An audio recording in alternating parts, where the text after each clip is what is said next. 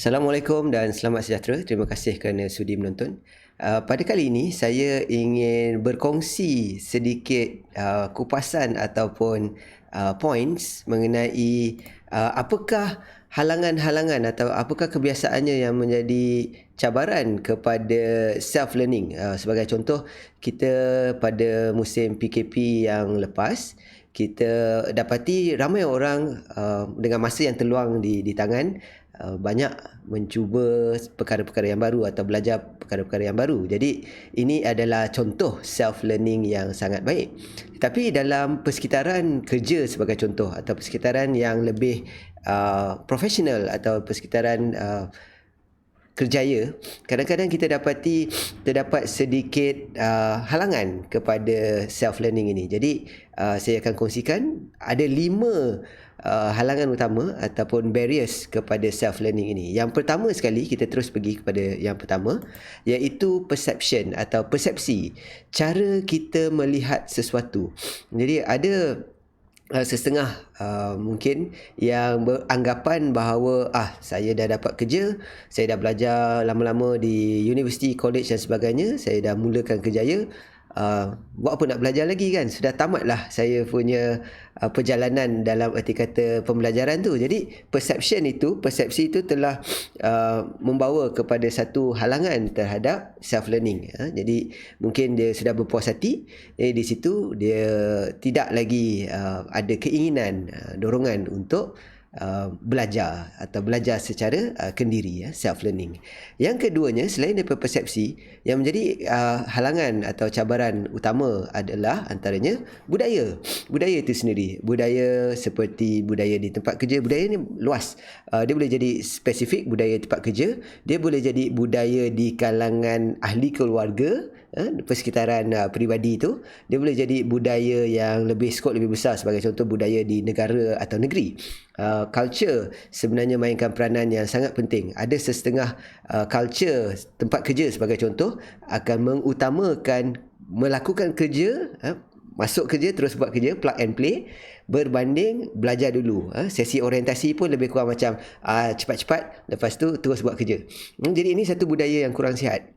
Dan begitu juga budaya di kalangan ahli keluarga, sebagai contoh budaya yang bertanya, dah kerja pun nak belajar lagi, buat apa nak ni dan sebagainya. Ini budaya yang kurang sihat, dan budaya menjadi antara halangan yang utama.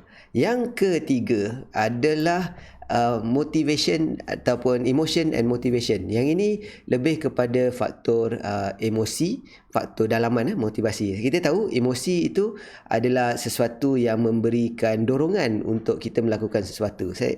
Emotion dan motivation.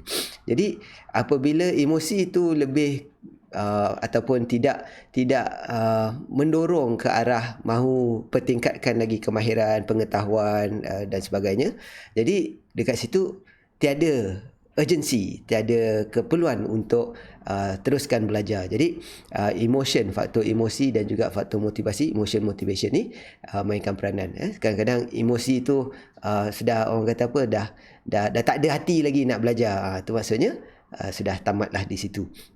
Halangan yang keempat, seterusnya kita pergi kepada halangan yang keempat, iaitu belief. Belief ini adalah kepercayaan diri sendiri bahawa saya dah cukup pandai, saya rasa tak perlulah benda ni, saya rasa saya dah okey, saya tak perlu lagi mencari lagi ilmu baru, saya tak perlu memperbaiki. Kadang-kadang belief ini yang merasakan diri sudah sufficient, sudah cukup atau sudah puas dengan tahap kemahiran atau tahap intelektual yang ada, menyebabkan tidak ada keinginan ataupun menjadi halangan kepada self learning, pembelajaran. Yang kelima, yang terakhir sekali, adalah faktor persekitaran. Persekitaran seperti mana culture, seperti mana budaya, persekitaran juga memainkan peranan. Sebagai contoh, kawan-kawan di sekeliling semua dah sibuk dengan perkara lain, masing-masing. Dia boleh jadi positif, boleh jadi negatif persekitaran ni. Kadang-kadang persekitaran tu boleh mendorong kita untuk kawan aku buat, aku pun nak buat lah, sama belajar, mencari. Kita tengok seperti macam saya kata tadi, dalam tempoh PKP ni ramai orang mengikut trend. Contohnya minggu ni belajar buat kopi, minggu depan mengecat rumah, minggu seterusnya cucuk tanam dan sebagainya. Dia jadi satu persekitaran tu, menjadi satu dorongan. Tapi boleh dalam erti kata halangan juga, persekitaran tu boleh mengekang daripada self learning ini. Kadang-kadang persekitaran tu menyebabkan kita rasa tak dihargai, atau persekitaran tu merasakan buat apa nak pertingkatkan lagi, macam ni pun dah cukup. Jadi persekitaran, budaya, ni semua mainkan peranan. Emosi menjadi halangan-halangan utama kepada apa yang kita sebut sebagai barriers kepada self learning. Sebenarnya self learning ni dia sebahagian daripada perjalanan continuous journey of lifelong learning ataupun continuous improvement. Jadi kalau kita mempunyai barrier-barrier yang seperti saya sebut tadi, yang pertama persepsi kita sendiri, kita punya budaya, persekitaran kita, environment, boleh jadi juga dari segi belief kita, kepercayaan kita, ataupun dari segi emosi dan motivasi kita, sebenarnya sedikit akan menjadi halangan kepada self learning. Jadi begitulah perkongsian saya sedikit mengenai halangan-halangan atau barriers kepada self learning. Diharap perkongsian ini bermanfaat, dan sekiranya anda setuju ataupun mungkin juga anda ada tambahan-tambahan cabaran-cabaran atau barriers yang lain, boleh tinggalkan dari ruang komen. Dan kepada yang bersetuju atau merasakan video ni make sense juga, boleh like tanda sokongan dan setuju. Sekiranya ada rakan-rakan lain yang juga mungkin bermanfaat jika dikongsikan dengan mereka, silakan kongsikan video ni.